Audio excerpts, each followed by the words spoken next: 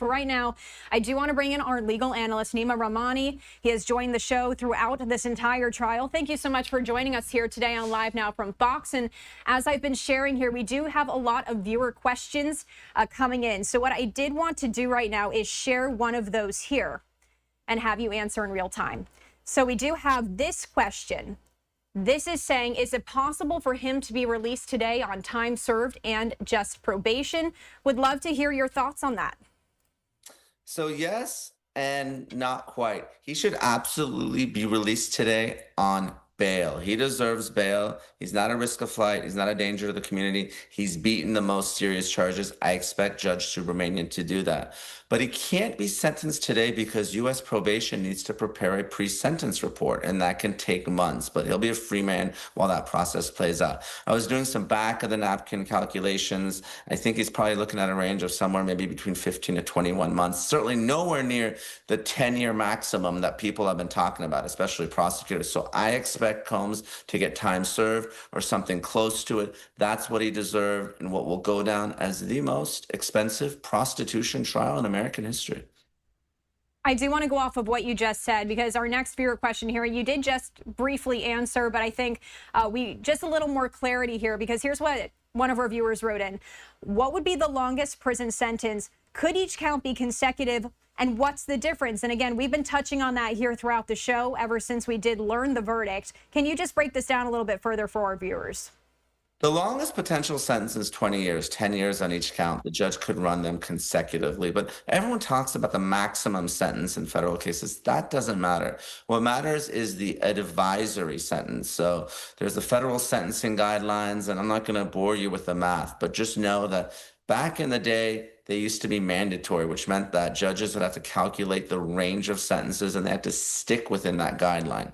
Now, there was a Supreme Court case about 20 years ago where they said, you know what, the guidelines aren't mandatory, but they're advisory. But still, a lot of judges stick within those guidelines. That's why I've been talking about that 15 to 21 months. That's probably where Combs is going to end up in terms of his guidelines. So when people are talking about 10 years and 10 years and the prosecution said they're going to go for the full 20, you can just forget about it. The prosecutors in the prestigious Southern District of New York need to take this loss, move on. The jurors did not believe the victims. The jurors did not think that Combs was running a criminal enterprise. Prostitution is not a serious charge. And look, let's be real. Christy, if Combs is guilty of prostitution, so is Cassie Ventura and victim Jane. They were contacting the sex workers and paying them as well. I'm not suggesting that Cassie or Jane should be prosecuted, but let's apply some logic and reasoning. I'm as pro-prosecution as they come.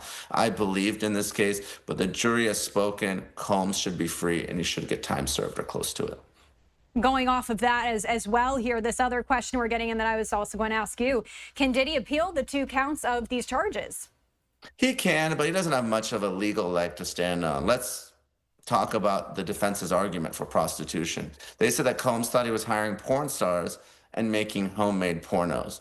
Well, if that was true, why are you paying them cash and asking the escorts if they're a cop? So not a good argument. I think Combs is ecstatic that he's guilty of prostitution. I think that was a gimme and something that was really thrown in by the government. I think had we known ex ante before this that Combs would just be found guilty of prostitution, no prosecutor in this country would have taken the case. And I don't think Combs is going to waste his time on an appeal when he's likely just going to get really little to no additional time.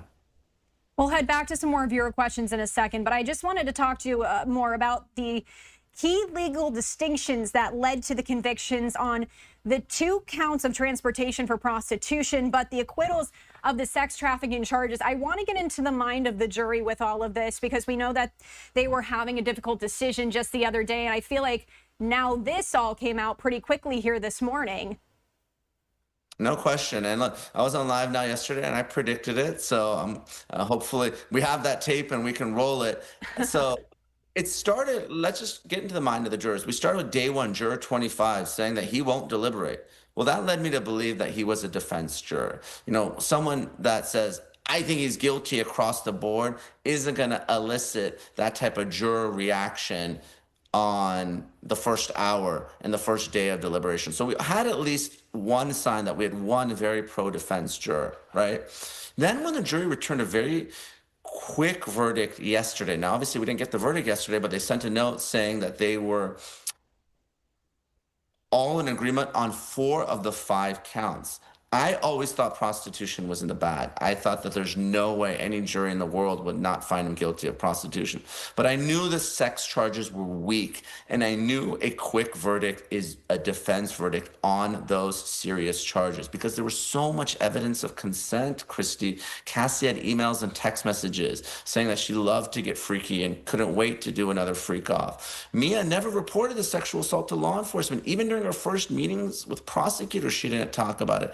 There's social media posts where she says she loves Diddy. This is her brother.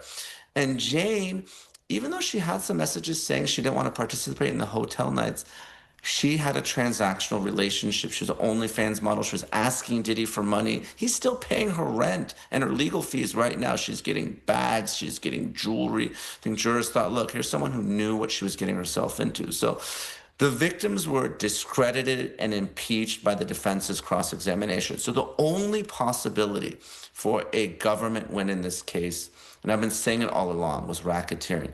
If they could somehow find some path through non-sexual activity. I'm talking about bribery, right? The $100,000 paid for the video, the extortion of Regina Ventura, Cassie's mom, the arson of Kid Cudi's car, something that wasn't sex related. Potentially prosecutors could get to racketeering, but ultimately we know that there were some jurors that were on the fence. They came around this morning and it was not guilty more or less across the board. Neama, our next question, based off of what I was actually going to ask you next, let me pull it up. Another viewer question, what do you think ultimately influenced this verdict? We know that Diddy did not testify himself, and I was wondering if you thought maybe that would have changed the outcome of all of this. But I guess combining those two questions here, was there anything that you really think really influenced the verdict for the jury here? The victims were just bad witnesses and they were impeached with their own words.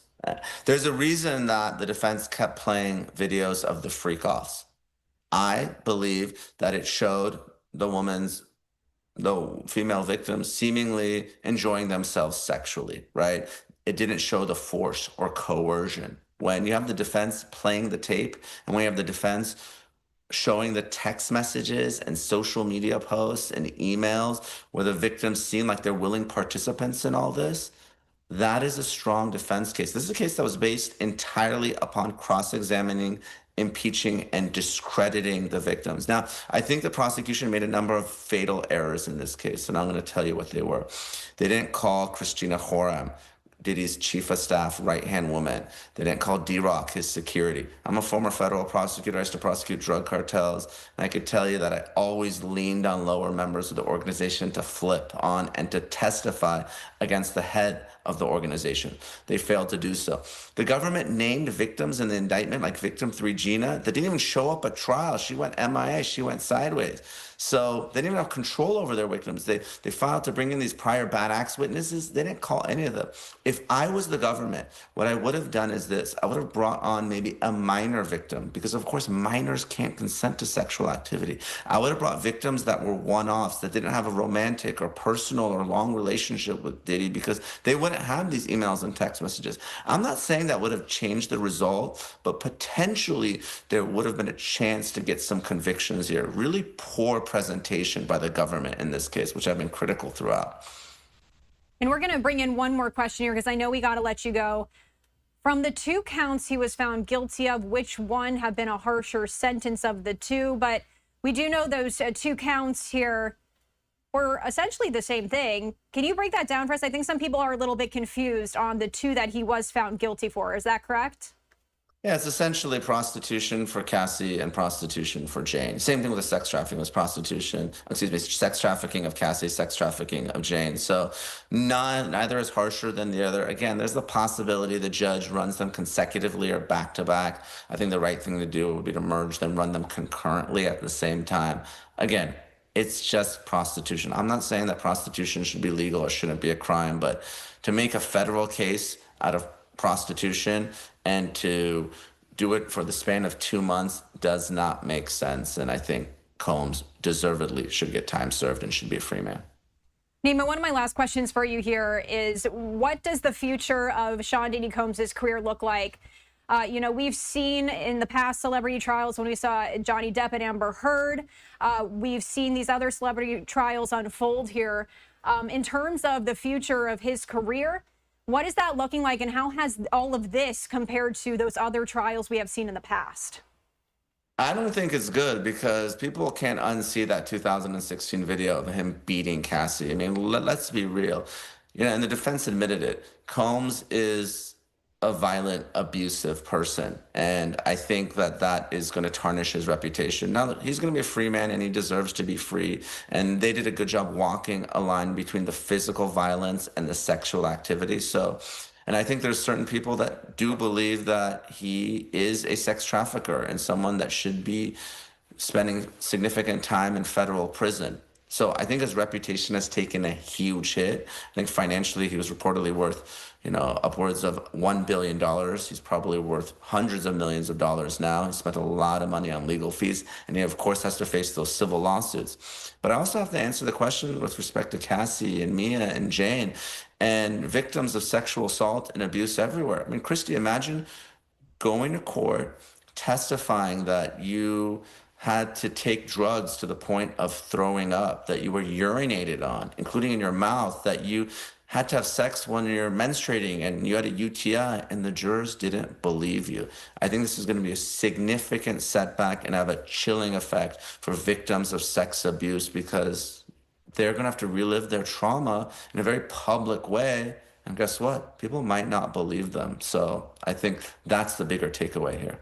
Yeah, and that was a question that we had for you as well, is what does the future of all of this look like? Did this set a precedent here? Neama, I know I got to let you go. Is there anything else you wanted to add that you think we missed here? I think we covered everything, Christy. Thanks for having me, as always. We covered a lot. Hey, thank you for joining. You always do a great job. Thanks. Thank you. All right, we are taking a live look there once again outside of the courthouse as we do continue our coverage here. Let's head back to our Fox 5 News.